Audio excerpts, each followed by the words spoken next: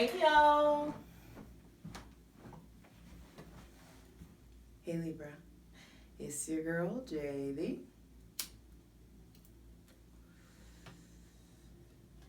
High Priestess.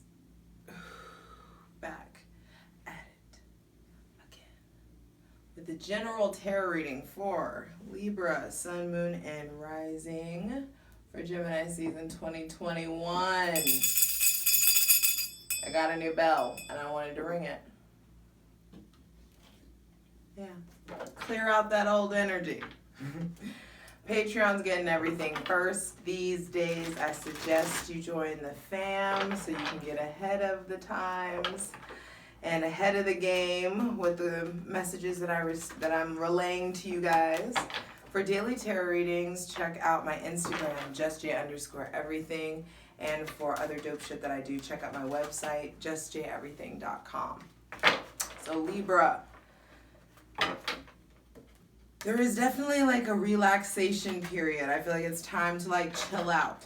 There's something about relaxation coming in once you've put old things away. So, and it's interesting because this message came to me at a time for you guys when I was putting away my winter clothes and like swapping out for summer, spring time clothes. And so that could be something that's coming up for you guys. Excuse me. Something is coming up for you guys. Like things coming to the surface about like chapters needing to be ended. Death. I was going to say things that need to be deaded. So definitely things of the shadow. There have been like this whole season thus far, it feels like has been a big effort in removal of stuff that has been preventing your freedom in some way. And that's going to manifest for all of you, Libra, Sun, Moon, and Rising, Venus. All is going to manifest differently for each individual person. Gosh, Mercury retrograde fucks me so hard. My Mercury is already debilitated in Pisces. But retrogrades just make me really stuttery. Anyway, June 2nd though. I did feel like there are for some of you, I feel like you may be clashing with reality, clashing with illusions, delusions, things that you've held on too long, possibly clashing with someone with heavy Pisces, Taurus, or Libra placements as well. And there's, with Saturn being retrograde, the reality of every fucking situation is coming to be crystal clear. And then when your ruling planet, Venus, goes into Cancer on June 2nd, the game changes. It's like, it gets a whole lot mushier around here. As it should, why not? Be happy in private though. You don't need to like announce anything or say anything or talk about it. Like just be happy. Just like do your thing. And I'm not saying be secretive. That's not what I'm saying at all. I'm just saying you don't need to announce anything. You need to clarify anything.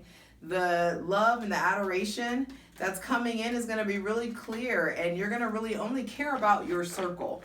You're going to really only care about your little bubble and your world and who's in it and who's not in it and blah, blah, blah. And so there is major need for putting old things away, tending to like looking out emotionally, like physically, metaphorically, but also like in your real world, looking at what is no longer serving, what needs to be put away, what needs to be tended to, what needs to be, folded up and let go of, what needs to be released. So, Gemini rules the lungs. So, empty yours. Exhale as hard as you can. Take a big deep breath when you're ready.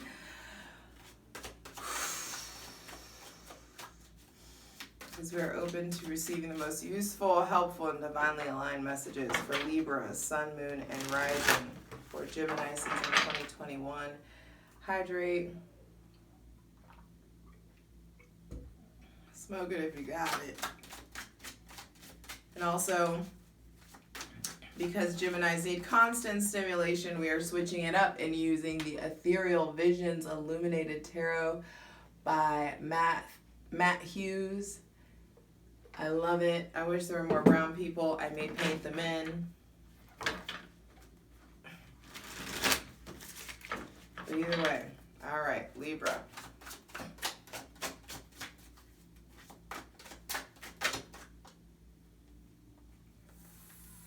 Four of Cups. Four of Cups and the Magician. Fool on the bottom of the deck, baby. Four of Cups and the Magician. I'm telling you, there is something to be like put to bed, to be put away. You've been ruminating or looping or hanging on or crying over spilt milk for far too fucking long. And there is something that's new that's coming in that will not get in the way of the magic that you're making. That will not, and I feel like once you close up this behavior, you really step into the Magician, that self-sufficiency, that autonomy. Really, like, some of you very literally, like, tapping into your magic. Some of you, you get to, when you get out of this nostalgic or remorseful sort of mindset that you may have been in the last couple weeks, you have the opportunity to harness that energy into effective communication with the divine about what you want to create, what you want to manifest, what you want your future to look like. And today, the sun conjuncted the sun was conjunct with the North Node, and so there should be lots of insight coming in regards to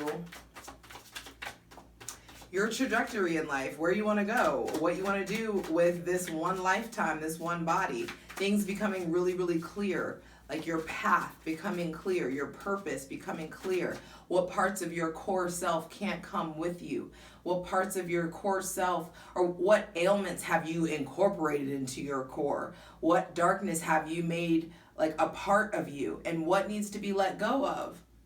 Because in this card, he also is he looks very meditative. And so this feels like you're getting out of that. Because in the original Rider-Waite-Smith deck, he's just this indignant little twat just looking at these three cups and not paying attention to the Ace of Cups coming out of the sky. And so there is, I feel like for some of you, you know you've been there too long. You know that you're ready to step into your power and step into your sovereignty.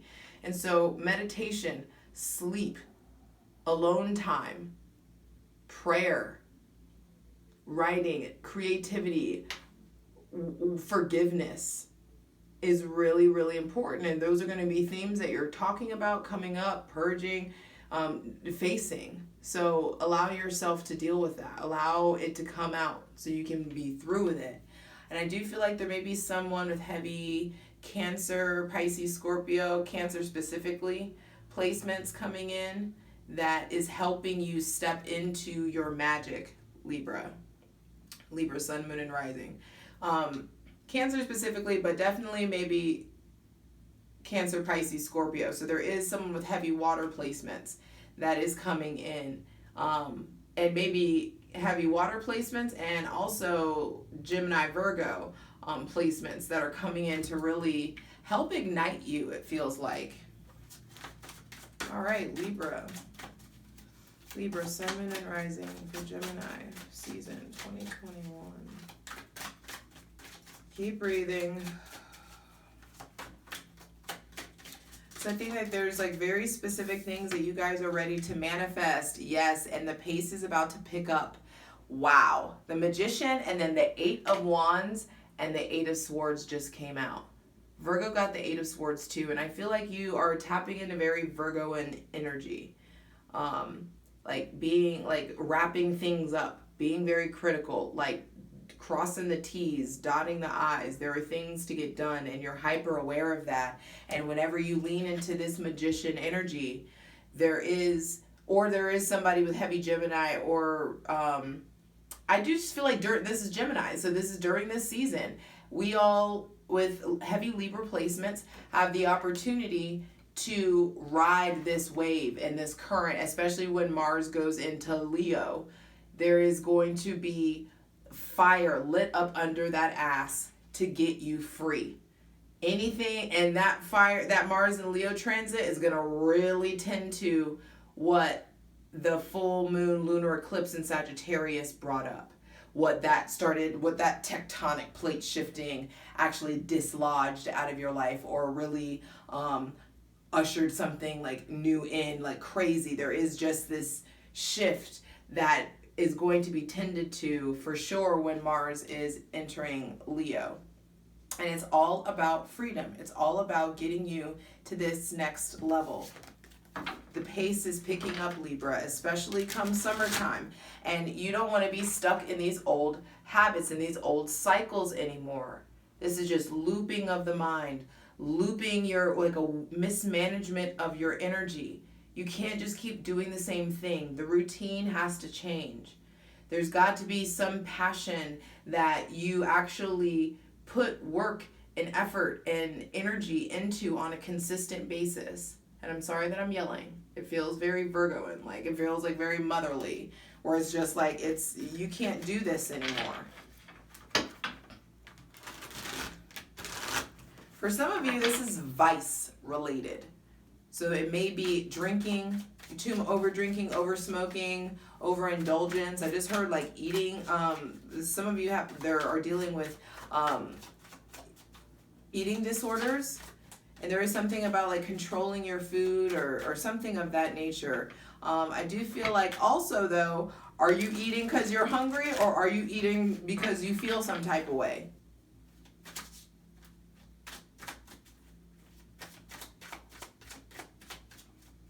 Hydrate. When you're feeling some type of way and you start getting hungry, drink 2 glasses of water.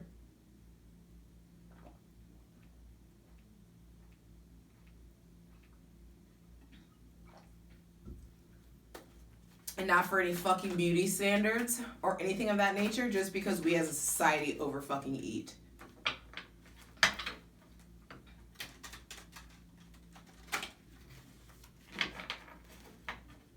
That's really for my Americans, so I'm sorry for anybody else. Y'all, we're the ones who's struggling, really. All right, final card. For Libra, Sun, Moon, and Rising for Gemini season 2021.